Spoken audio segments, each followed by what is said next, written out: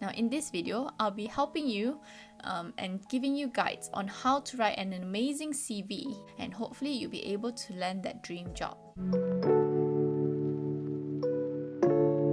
My name is Mavis and I'm a Malaysian currently living in the UK.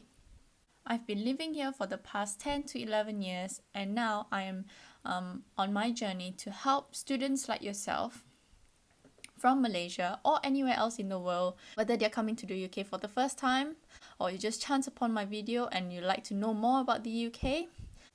Hopefully my video will be able to help you guys while living in the UK. The main reason why you should have a really good and amazing CV is really a no-brainer, as you're competing with many other applicants through a piece of paper or an email. You need to explain yourself really well through a CV.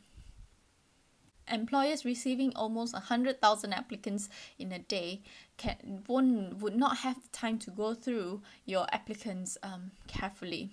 Usually they will just sift through the best ones, what they think would be the best, based on what you say in the first 3 sentences of your CV. Now this is a 3-part series of how to write your CV. And in this first series, I'll be telling you what not to do when it comes to writing a CV. One of the main reasons why most applicants get rejected based on the CV alone is most of them do not do research about their job. When you look through for your job application and you read through the job descriptions, make sure that it's something that you are interested in and it's what you are willing to do. And also do some research if you're not sure on what that job might be. One of the main things that I've learned is to mention all the keywords that you can find in the job scope or the job description when you're looking online, and then mention them keywords in your CV. This will show the employer that you have the skills that they are looking for and they don't have to look any further for the next applicant. This will show the employer that you have the skills that they are needing, and because they just skim through the CV without reading through, these keywords are the ones that will point out to the employer and enable you to move on to the next step, which is the interview. The next mistake that most applicants do on their CV would be to have spelling mistakes. Now with the CV, because it is something that you look at every single day, you might not realize that you have made mistakes, spelling errors. You may not realize that you have made some spelling errors. What I would suggest is to get someone close, either a friend or a family member, to read through your CV and just to make sure that words are spelled correctly and the grammar wise as well. Make sure that your grammar is correct.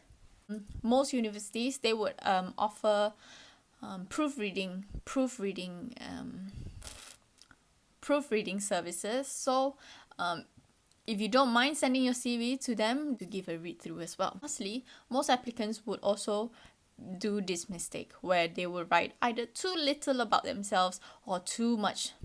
When it comes to a good length for a CV, they would usually advise for the CV to be one piece of paper, but you can use the front and back. So that's how long your CV should be. Now this is because if you write too much about yourself, like I said previously, the employer will not have time to go through the whole thing. So you imagine if there is 10 people and it's sending about 5 to 10 pages long for their CV, they would definitely just throw this into the pile.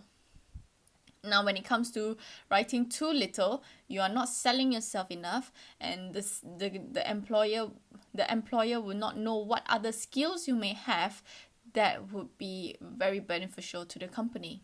It's good to have your CV, just the front and back pages, that length. That would be the perfect one, as it's easier when it's easier for an employer to read through, and if they do need to print it out, it doesn't take much paper. If you're interested to know more about what mistakes that you shouldn't do when it comes to writing your CV, there will be a link in the description down below and you can click it. And if you click on that, you can get your guide on how to write an amazing CV. Now, if you have any other questions, feel free to leave them in the comments down below. And if not, I'll see you guys in the next one. Bye!